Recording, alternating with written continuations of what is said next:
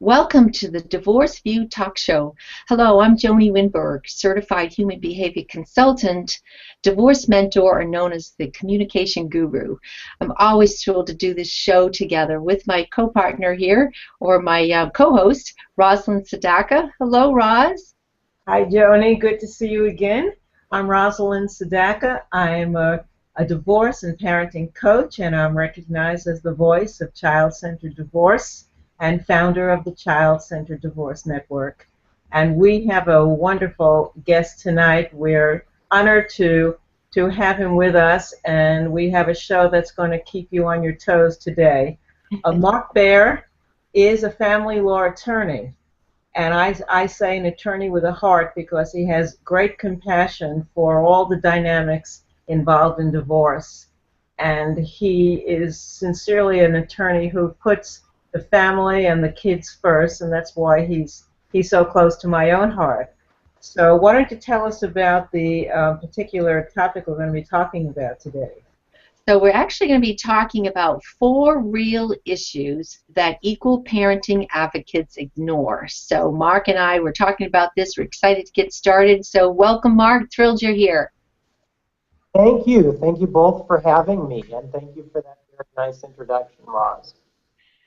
So we talked about, as we mentioned, the 4 real issues that equal parenting advocates ignored. And so why don't you kick it off and get us started with the first issue here, Mark?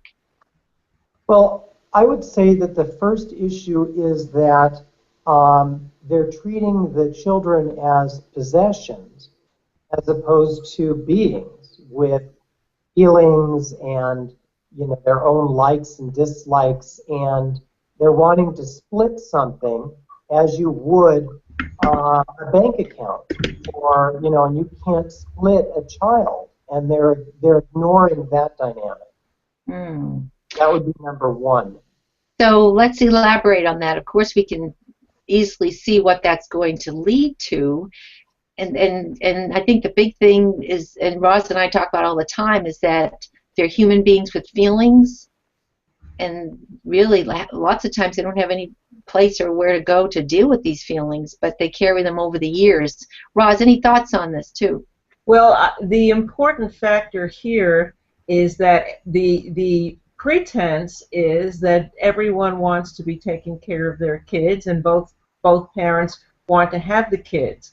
But when we're creating legislation that demands a certain amount of time, a 50-50 split, or a certain designation that's focusing more on the physical dynamic of the family rather than what's going on emotionally and psychologically with the kids, then we're missing the mark. As Mark said, we can't be treating children the same way as we're treating the vacation home or something else that can be divided up in certain ways.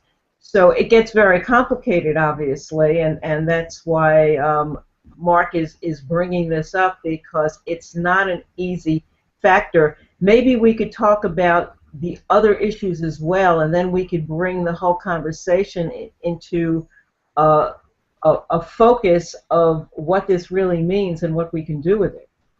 Yeah, I would agree, because I think that they're all interrelated too. I would say the second one is, for example, Philip Stahl, who is a very well-regarded forensic psychologist in the field. He says, Burger King parents don't make good parents. Burger King parents must have it their way. Good parents are flexible. And along those same lines, Bill Eddy, who is a very well-regarded attorney, family law attorney, and also licensed clinical social worker, he says that a presumption takes away the flexible thinking that parents should have when parenting their children, and the benefits of requirement for parents to work together. And they're taking all of that away when they have this presumption. And the other thing is, it doesn't take into account so many things. Like, for instance, there's a great deal of research regarding the attachment and the fact that children, I guess it depends on who you speak to, children under 4, some people, including Bill Eddy, say it's children under 5, but the fact that they need a primary attachment figure, and if you take them away from that primary attachment figure too soon, that you will permanently cause them to have damage in the way in which their brain functions. This, of course, there is an exception to this, as was addressed very recently by a guru, a parenting or child care guru in the United Kingdom by the name of Penelope Leach. And she was saying that the exception would be if both parents are equally, if the child is equally attached to both parents. But that's a very rare exception. Mm-hmm. So it's ignoring this in order for the parents to each get equal time. It also ignores the fact that at a certain age, generally speaking around the time that maybe they're 13 years old, they start to become more independent. The children start to, maybe they work. I know I started working when I was 13. I worked at the Beverly Hills Public Library shelving books in the children's department. So, you know, kids do get jobs sometimes when they're as young as 13. And they get involved in their extracurricular activities. They get involved in their friendships, that they like to spend a lot of time with their friends, alone time. And if you're very demanding as far as this 50-50 inflexible schedule is concerned, you're not taking into consideration this. There may be age ranges, according to Bill Eddy, for example, that might work best with something close to maybe a 50-50, or where if you did 50-50, it would work best. And that would be in general, according to him, did it within the ages of 5 and 12. Mm-hmm. And so this equal parenting thing is just, it's not taking into consideration the differences in terms of how children behave during, or what their needs are in different stages of their life. And there's a big difference between shared parenting, which most people will agree is beneficial to the children, and equal parenting. Shared being anywhere, no parent getting anywhere less than about 33%. That's very different than a mandated 50-50 thing. So that would be number 2. Number 3 would be, for example, the fact that Joan Kelly, who also is very well-regarded psychologist in the field with regard to parenting schedules and divorce and things of this nature, she has said that there, in no uncertain terms, there's absolutely no evidence to indicate that parental conflict is any different in primary custody situations versus shared parenting situations. And therefore, since it is the parental conflict that harms children, that seems to indicate that the equal parenting does not in any way eliminate or solve the parental conflict that's actually harmful to the children. It's ignoring that reality. Now, it may be that in some circumstances, giving 50-50 might be the best medicine for dealing with parental conflict, but that is a case-by-case situation. Mm-hmm. And the final one is that parents are looking at this from a parental rights thing as opposed to a parental responsibilities. And as an aside, and mixed in with all of this, is the fact that most of the situations where the people end up in court, we're dealing with people who have personality disorders, where at least one person involved has a personality disorder, a high conflict personality, substance abuse problems, or something like this, and that's not going to go away. by virtue of doing equal parenting. Mm-hmm. Wow. Well, those are really compelling arguments and statements, and the complexity of it is that for so long the legal system was biased towards mothers in a sense, where there's this very strong fathers movement that has come up in the last couple of decades, where fathers want equal rights and responsibility.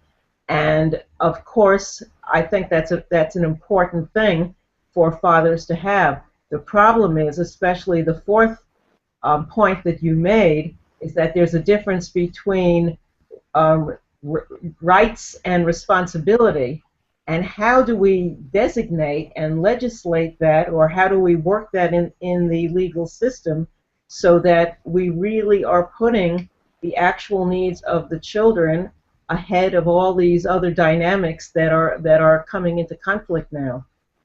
Good question.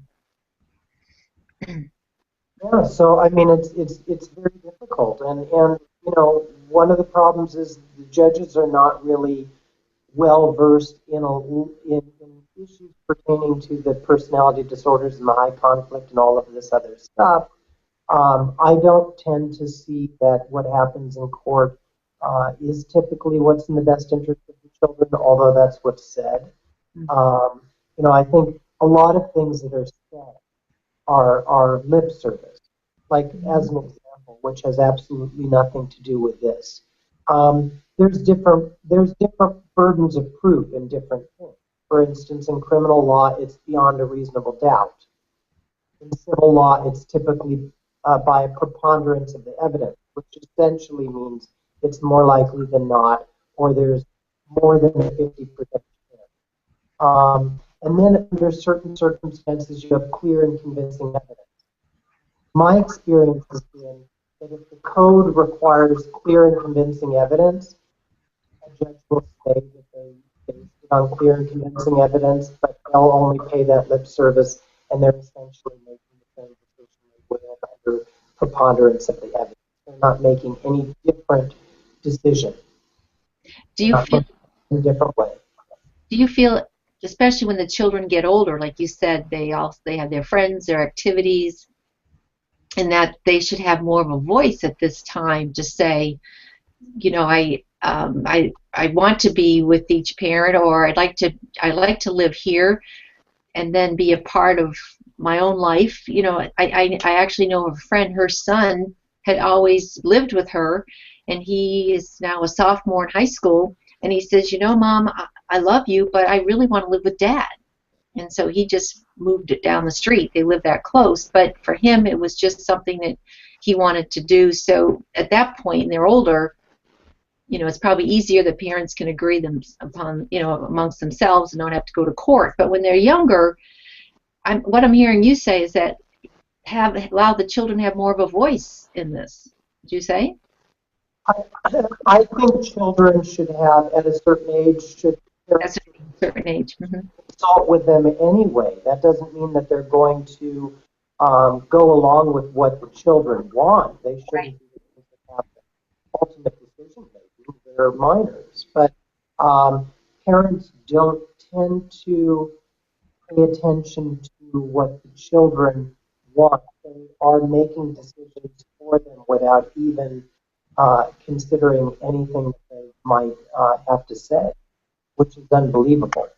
Especially when they get to be 12 and 13 and they're becoming more independent, like you said, or even younger, just to hear what they have to say, give them a voice to what they're really feeling. I know, Raj, you and I have talked about this before, where it's more or less the children are seen and not heard, and they're not really allowed to, or not really given the chance to express what they're feeling and where they'd like to be, or with who. You know. Since this is such a complex issue, are we saying, Mark, that everyone is better off in a mediated format or a collaborative divorce format where there's a little more focus on what's in the best interest of the family as a whole, and there may be a more opportunity to take into account the rights and interests of the children, as opposed to any form of courts and litigation? Look, I mean, now we're touching on a very complicated issue because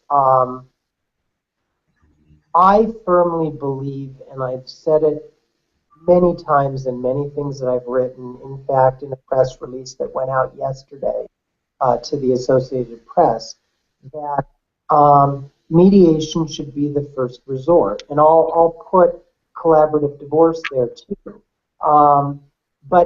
And essentially in my press release, what I did was I made a comparison because people have a misunderstanding of mediation. They think that because they have conflict with each other that they can't mediate. And the comparison that I made is that in international relations, when we as a country in the U.S. have a problem with Iran or with Russia or with any other country, we don't start dealing with that conflict by bringing in the ground troops. We start addressing conflict to try to resolve it through diplomatic means. And oftentimes, it's successful. Essentially, what the parents are saying, or the families are saying, or whoever's in conflict on a personal level is saying, because we're in conflict, we can't use some sort of diplomacy. And I'm going to compare mediation to diplomacy. And yet, in international relations, we can, and soft and effective. And then, if that doesn't work in international relations, we then move to different levels. The next level might be economic sanctions. And if that doesn't work, maybe harsher economic sanctions. And if that doesn't work, now we can send in the drones to drop bombs. But we don't, and if that doesn't work, we can then send in the ground troops. But I want to be real clear that there have been a number of things that occurred before you bring the ground troops in. And litigators are ground troops.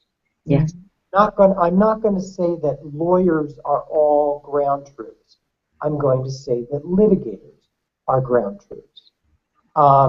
And when people are going to the lawyers at the beginning of their matter, they tend to go to the vast majority of attorneys who do family law, which are litigators. And so they're starting with the ground troops. Now, if the ground troops don't work, then the last option for international relations, an option that hasn't been used since 1945, is to drop a nuclear bomb. When families are concerned, the nuclear bomb is having a judge force a decision. So we're starting with the ground troops and moving into the nuclear bomb instead of dealing with it in a similar manner in which we deal with international relations and other such things, and it's ridiculous. So the priorities are totally skewed, and the results are more skewed than they need to be. And go ahead. Well, I mean, approach matters, and outcomes are determined by the way in which the game is designed. And if you're going to bring the ground troops in at the beginning, you're going to, I don't care what anybody says, you're going to exacerbate the conflict. Because litigation is a game of sorts. And you play a game to win. You don't play a game to lose, and you don't play a game to tie. So when both people or everybody involved in that game are playing to win, what do you think is going to happen? It doesn't take genius. So as you're doing that, you're going to exacerbate the conflict level, period. And mediation, as with diplomacy, if it's the right, if the mediator is actually a trained mediator, is actually doing things to diminish or to decrease the conflict level. It's a very, very different approach. And it's not an approach that somebody has by virtue of having gone to law school, practiced law for X number of years, or been sitting on the bench. That's not their skill set. And I'm going to say that, as I said in my press release that went out yesterday, the skill set of this type of mediation is not a skill set that litigators innately have. or that a judge has. And if you go to the family law attorneys, and if they choose to bring in a mediator, the mediators they tend to select are retired judicial officers or lawyers who approach it that way.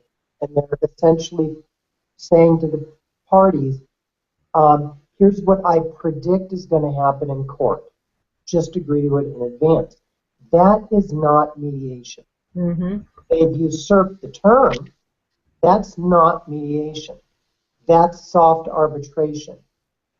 When couples go and select a mediator at the outset before they hire a lawyer, they tend to select a mediator who is looking at things from an interests and needs-based approach.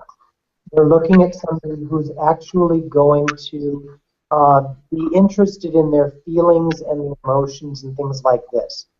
That doesn't matter in a courtroom, and therefore soft arbitration ignores that essentially.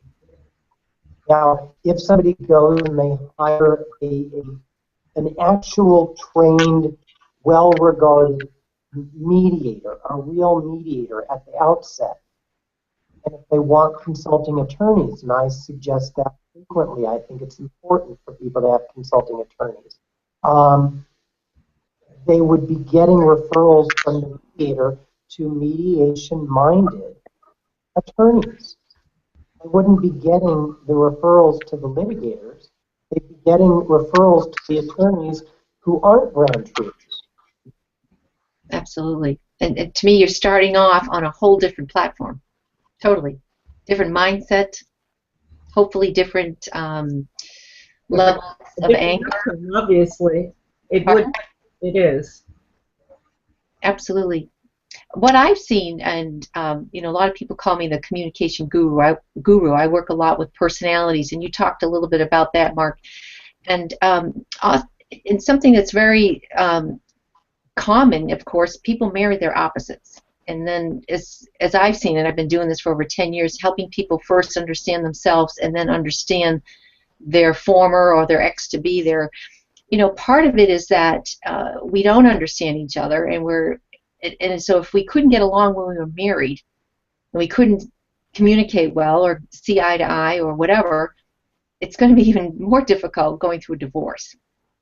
So I've actually worked with couples that were going through a divorce, and they just said, gee, if we had had this knowledge maybe before we started this divorce process, maybe, or if they are divorced, they said maybe we wouldn't have gotten divorced. So I think that's kind of the missing link, that people don't understand that they're both unique, they both have different perspectives, and to learn to honor and respect that person for who they are. And once the person does, then I've seen the walls break down and people start to really communicate a lot better. I don't know if you experienced any of that, Mark.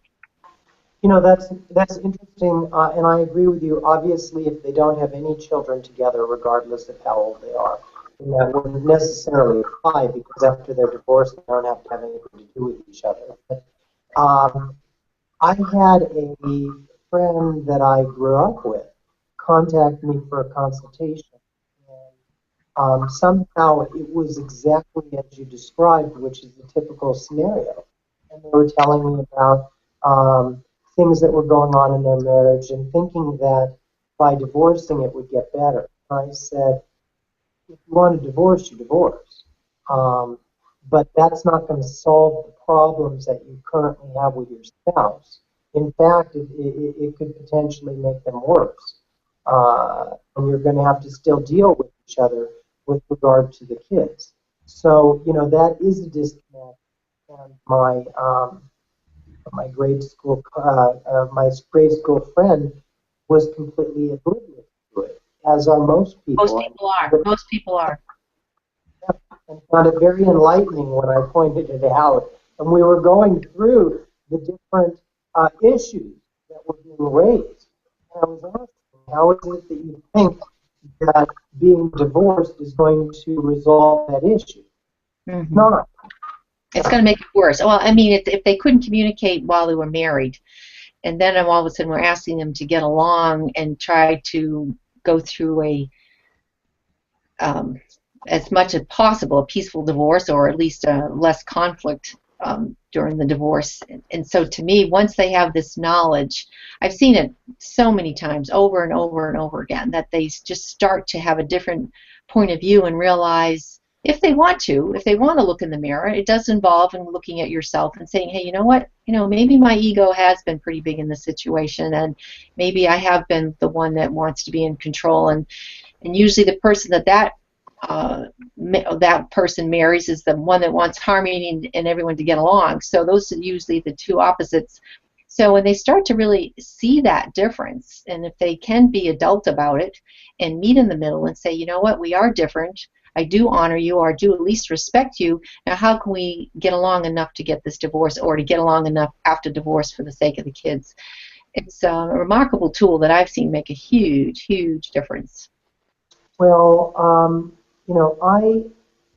am, in fact, I was in a discussion on LinkedIn just today about this. I am by no means a fan of staying together for the sake of children. If they can work through their issues and they wish to work through their issues, That's right. then that's great. But if they're staying together for the sake of the kids, that never turns out well. I No. can tell you that, kids, Rosalind's talking about it all the time. Kids tend to think that they're responsible for their parents' divorce. Imagine how a child feels if, upon graduation from high school, the parents pretty much immediately divorce. You don't think that kid figured out that the parents stayed in this miserable marriage that they were fighting all the time or whatever until they graduated from high school? What kind of burden did you put on your child to cause them to come to the realization it didn't take much effort to realize that it was their fault that their miserable parents stayed in an unhappy marriage until they reached the age of 18 and graduated from high school? That's a huge burden to give your kids. Certainly is. So a big piece of the puzzle that frustrates me is that after the divorce is over, you're done with those clients, and yet the co-parenting at whatever level it's at is just beginning. That's I good. wish the family law entire system would be opening the door to bringing coaches in for co-parenting skills, and recommending classes and courses and other options so that parents can begin to heal, because so often they're leaving the divorce process in worse relationship than ever before, and to begin to understand that how they're going to be affecting their children is a lifelong consequence of the divorce.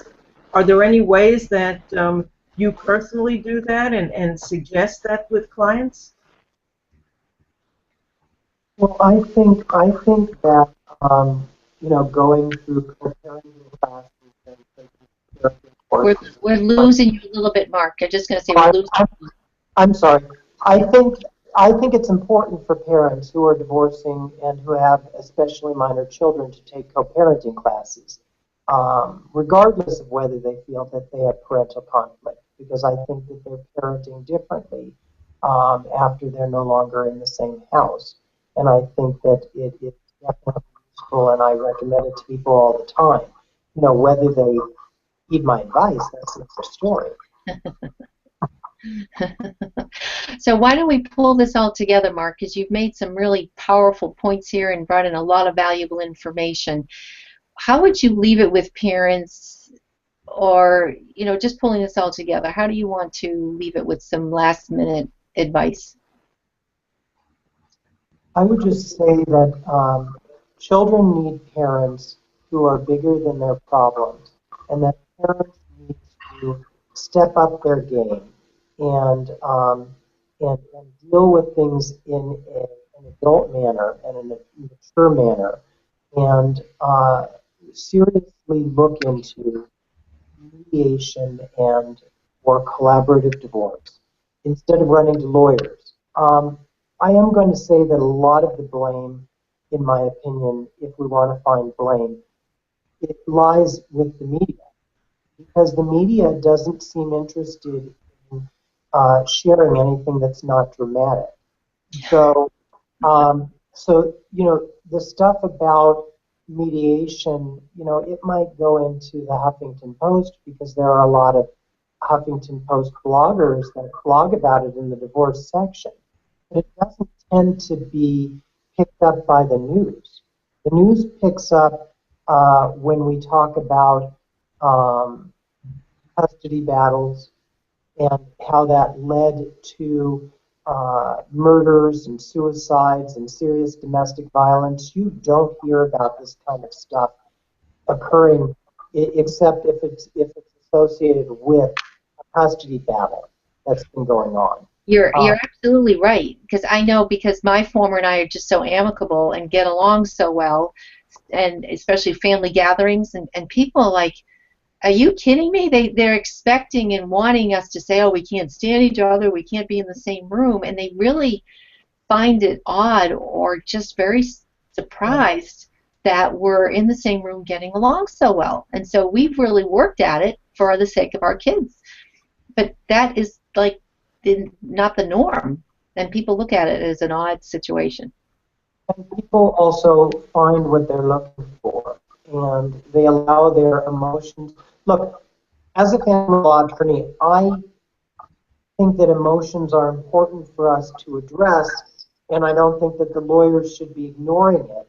Although we're taught in law school you should separate the emotions from the issues, that might be true because in a courtroom you're not dealing with emotional stuff, you're dealing with the legal stuff. But that doesn't mean that we should be discounting the emotions. We need to deal with them, and the lawyers should be aware of them, as should the mediator or whomever, as long as we're dealing with stuff hopefully outside of a courtroom. But people need to themselves not allow their emotions to control them, and they need to control their emotions. And they need to make wiser decisions, and this is where I put responsibility with the parents who are, you find what you're looking for, and they choose to hire litigators, and that's how they choose to start their case. And you can't do research right now on the internet about family law and divorce without mediation popping up, and possibly collaborative divorce too. If the parents choose not to look into what that is and find out that it in fact does apply and works very well for people who are actually in conflict, whose fault is that? So whose fault is that? We want to say that it's okay to be ignorant if you choose to be? Definitely, definitely. Roz, any last minute thought, just yourself? Mark, why don't you let us know where people can find you? Well, as is under my name, my website is www.markbaeresq.com. That's www.markbaeresq.com. And that has my contact information in it as well. Wonderful. Well, it's always a pleasure hearing you because you're not only a breath of fresh air, but you're a fighter who gets out there and really tells it like it is, and we need more of that. So thank you so much for being with us on the show. It's always a pleasure. Well, thank you, and thank you both for inviting me. Absolutely, Mark. It's been a pleasure. And also to our listeners, tune in to divorceview.com, and that way you can review this or see this show as many times as you like. And also while you're there, Roz has some great tools to support you as well as myself. So thank you so much for tuning in this week. And until next week, we'll see you then.